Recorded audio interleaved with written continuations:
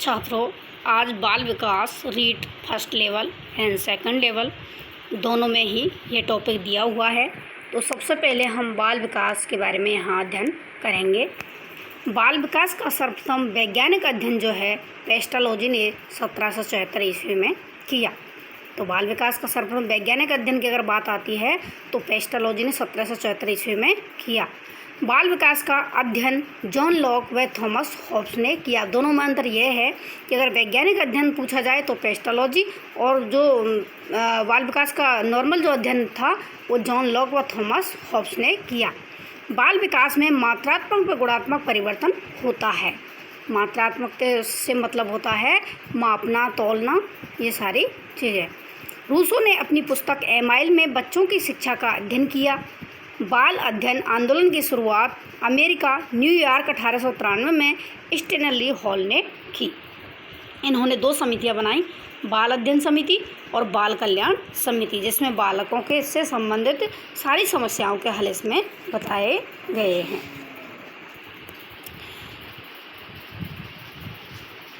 बाल विकास का सर्वप्रथम प्रश्नावली विधि द्वारा अध्ययन करने वाले थे स्टेनली हॉल। पत्रिका थी उनकी पेडोलॉजिकल सेमिनरी। प्रथम बाल सुधार गृह स्थापना विलियम हेली शिकागो 1909 ईस्वी में की। अब बात करते हैं कि बाल विकास है क्या। बाल विकास कहाँ से, कौन सी अवस्था से शुरू होता है और कौन सी अवस्था पर ख़त्म हो जाता है। तो यहाँ पर एक प्रश्न भी एक बार पूछा गया था कि विकास है, विकास होता है, तो उसमें ऑप्शन थे गर्भावस्था, शैशवावस्था, बाल्यावस्था, किशोर अवस्था। इस प्रकार से 4 ऑप्शन थे, लेकिन अगर बात करें तो विकास गर्भावस्था से ही शुरू हो जाता है। तो बाल विकास में गर्भावस्था से लेकर किशोर अवस्था तक होने वाला परिमाणात्मक व गुणात्मक परिवर्तनों के फलस्वरूप तथा इनके फलस्वरूप व्यवहार एवं व्यक्तित्व में आने वाले परिवर्तनों का उस व्यक्ति विशेष की परिस्थितियों के संदर्भ में अध्ययन किया जाता है। या कहने का मतलब ये है कि गर्भावस्था से लेकर के किशोर अवस्था तक होने वाला परिमाणात्मक गुण। और आपको पता है कि विकास और अभिवृद्धि जो दो चीज़ें हैं जो हम आगे डिस्कस करेंगे। तो विकास जो है निरंतर चलने वाली प्रक्रिया है, जबकि अभिवृद्धि कुछ समय के बाद रुक जाती है। तो ये हम बाद में देखेंगे। अब मात्रात्मक या परिमाणात्मक से मतलब समझेंगे कि लंबाई, जैसे 1 फीट 2 फीट होना, चौड़ाई, ऊंचाई, इस प्रकार से बालकों की मात्रात्मक और गुणात्मक परिवर्तन में देखा जाता है। गुणात्मक मानसिक रूप या समझ में परिवर्तन। गुणात्मक का मतलब है कि जैसे छोटा बालक होता है तो उसमें कुछ समझ नहीं होती है, और जैसे जैसे वो बड़ा होता जाता है उसमें समझ विकसित हो जाती है। परिभाषाएं देखेंगे। क्रो एंड क्रो के अनुसार बाल मनोविज्ञान वह वैज्ञानिक अध्ययन है जो व्यक्ति के विकास का अध्ययन गर्भकाल के प्रारंभ से किशोरावस्था की प्रारंभिक अवस्था तक करता है। तो क्रो एंड क्रो ने क्या कहा है कि एक वैज्ञानिक अध्ययन है और व्यक्ति का विकास गर्भकाल के प्रारंभ से, यानी गर्भ में जब बालक जन्म ले लेता है तो वो है किशोर अवस्था की प्रारंभिक अवस्था तक करता है। तो ये इन्होंने क्रो एंड क्रो ने परिभाषा दी है।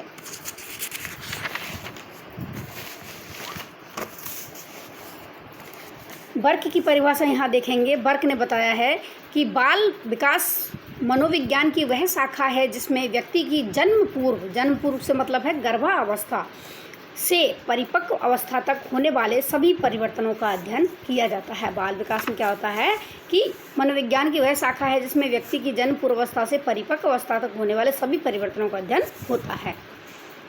अब जेम्स ड्रेवर जो है तो वो भी यही कहते हैं, थोड़ा बहुत फर्क है इनमें।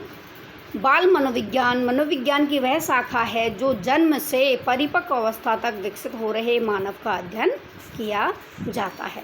तो वैसे भी अगर सीधे तौर पर अर्थ समझा जाए तो बाल का मतलब होता है बालक और विकास का मतलब होता है उसकी बढ़ोतरी या उसमें कुछ परिवर्तन।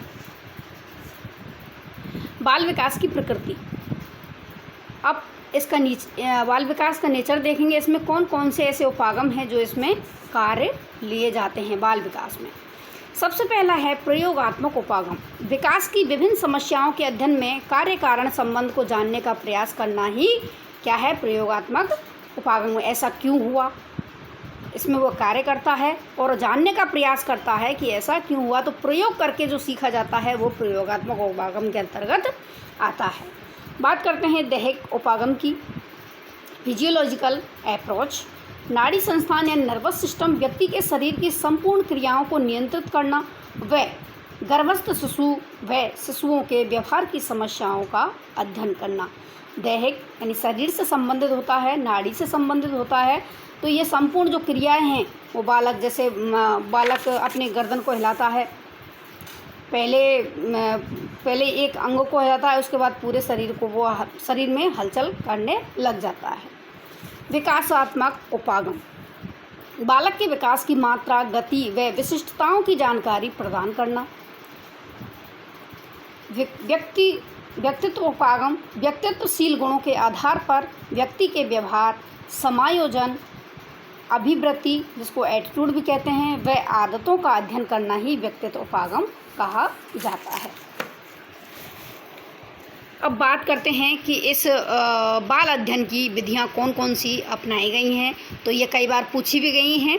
तो प्रश्नावली विधि सुकरात और वुडवर्थ। अगर सर्वप्रथम लगा आए कि सर्वप्रथम प्रश्नावली का निर्माण किसने किया, तो वुडवर्थ का नाम आएगा। 1905 में वुडवर्थ ने प्रश्नावली विधि का निर्माण किया। अगर वुडवर्थ ना आए तो उसमें सुकरात होगा। व्यक्ति इतिहास विधि जो है टाइडमैन ने दी है, जिसको केस स्टडी भी कहा जाता है, केस हिस्ट्री। लंबात्मक विधि कार्ल सी गैरिसन ने दी है। प्रयोगात्मक विधि विलियम बुंट ने दी है। निरीक्षण विधि बॉर्सन ने दी है। क्रमबद्ध चरित्र लेखन विधि प्रेयर ने दी है। और साक्षात्कार यानी इंटरव्यू विधि है बकिंघम व मुर्रे द्वारा दी गई है। अब बात आती है बाल विकास के क्षेत्र, वृद्धि और विकास के आयाम। तो वो कौन कौन से ऐसे क्षेत्र हैं बाल विकास के, कौन कौन से ऐसे आयाम हैं जिनसे बालक का सभी ओर से, चहुं ओर से उसका विकास होता है। बात करते हैं पहली, शारीरिक विकास।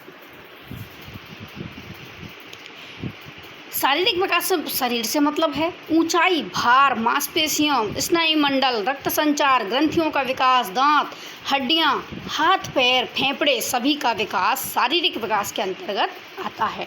मानसिक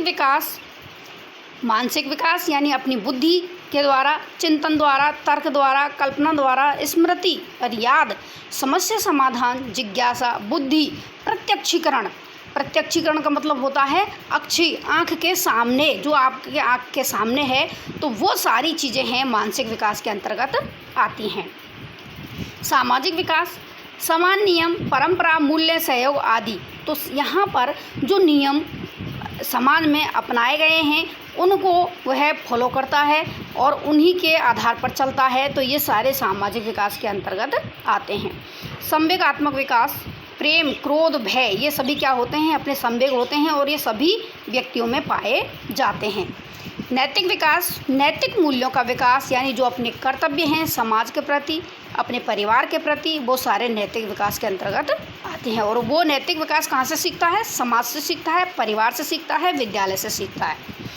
मनोगत्यात्मक विकास, मनोगत्यात्मक का मतलब होता है कि वो मन से, अपने मन से गति करता है, चलता है, दौड़ता है, नृत्य करता है आदि गामक जो क्रियाएं हैं, वो शक्ति, गति और स्पष्टता का विकास करना, लिखना, ये सभी अपने मन से वह कार्य जो करता है वो मनोगत्यात्मक विकास के अंतर्गत आता है। सौंदर्यात्मक विकास, सौंदर्यात्मक भाव व कला का विकास। सौंदर्य का मतलब होता है किसी भी क्षेत्र विशेष में उसकी जो कला है